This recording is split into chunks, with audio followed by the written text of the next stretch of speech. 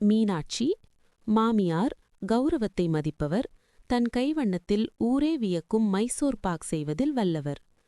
பார்வதி மூத்த மருமகள், கடின உழைப்பாளி, மாமியாரின் புகழை தக்கவைக்க விரும்புபவர்.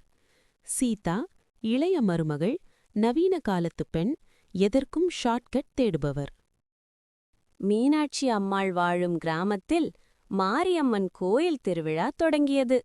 அந்த ஊரில் ஒரு பழக்கம் உண்டு. திருவிழா அன்று ஊர் மக்கள் அனைவருக்கும் மீனாட்சி அம்மாள் கையால் செய்த நெய் மைசூர் பாக் கொடுப்பார்கள். பார்வதி, சீதா, திருவிழா இன்னும் 2 நாள்ல வருது.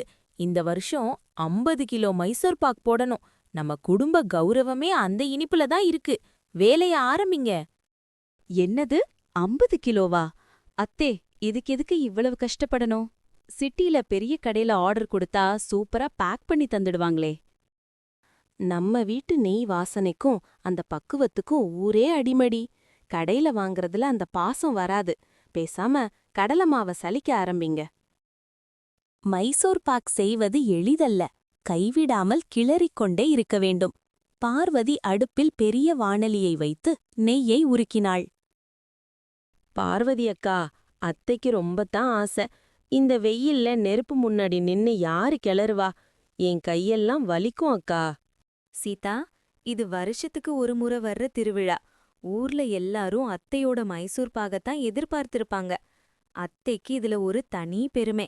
நாம தான் உதவி செய்யணும். மீனாட்சி அம்மாள் மைசூர் பாக்கு கிளறிக் கொண்டிருந்தபோது திடீரென அவருக்கு பிடிப்பு ஏற்பட்டு முதுகில் பலத்த வலி வந்தது. அவரால் தொடர்ந்து நிற்கவே முடியவில்லை. ஐயோ, முதுகை நிமிர்த்த முடியலே. பாதியில விட்டுட்டா மாவு கெட்டியாகிடுமே. இந்த வருஷம் என் பேரே கெட்டுப் போயிடும் போல இருக்கே. அத்த, நீங்க போய் ஓய்விடுங்க, நான் பாத்துக்கிறேன். பார்வதி தன்னந்தனியாக போராடினாள். ஆனால் 50 கிலோ என்பது அவளுக்கும் பெரிய சவாலாக இருந்தது. சீதா இதை பார்த்து பதற்றமடைந்தாள். சீதா தன் செல்போனில் ஒரு நவீன கருவியை தேடினாள். அது மாவு தானாக கிளற உதவும் ஆட்டோமேட்டிக் ஸ்டிர்ரர். ஆனால் அது கிராமத்தில் கிடைக்காது. உடனே அவள் ஒரு யோசனை செய்தாள். அக்கா, நீங்க கிளறுங்க.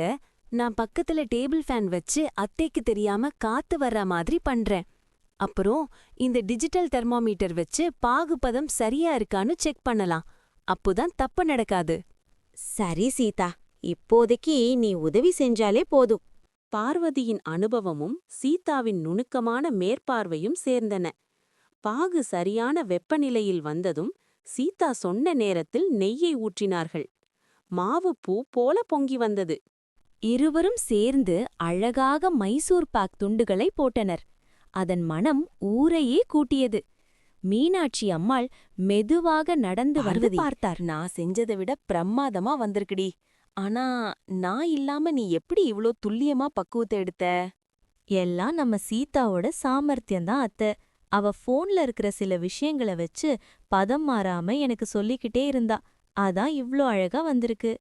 சீதா, நான் உன்னை வெறும் போனை வச்சுக்கிட்டு ஊர் சுத்துறவன்னு நினைச்சேன். ஆனா அந்த போனை வச்சே இவ்ளோ பெரிய வேலைய சுலபமாக்கிட்ட. நீயும் நம்ம வீட்டு பக்குவத்தை கத்துக்கிட்டது திருவிழா அன்று நிம்மதிமா. ஊர் மக்கள் மைசூர் பாகை சாப்பிட்டு விட்டு மீனாட்சி அம்மாள் குடும்பத்தை புகழ்ந்து தள்ளினார்கள். மீனாட்சி அக்கா, இந்த வருஷம் இனிப்பு அமர்க்களம்.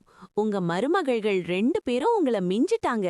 நிச்சயமா, இனிமே என் மருமகள் தான் இந்த வீட்டோட மகாராணிகள். அன்றிலிருந்து மீனாட்சி தன் பிடிவாதத்தை விட்டு நவீன நுணுக்கங்களை ஏற்றுக்கொண்டார். சீதாவும் சோம்பேறித்தனத்தை விட்டுவிட்டு வீட்டு வேலைகளில் ஆர்வமாக ஈடுபட்டாள். நீதி: பாரம்பரிய உழைப்பும் நவீன அறிவும் இணைந்தால் எந்த ஒரு பெரிய காரியத்தையும் வெற்றிகரமாக முடிக்கலாம்.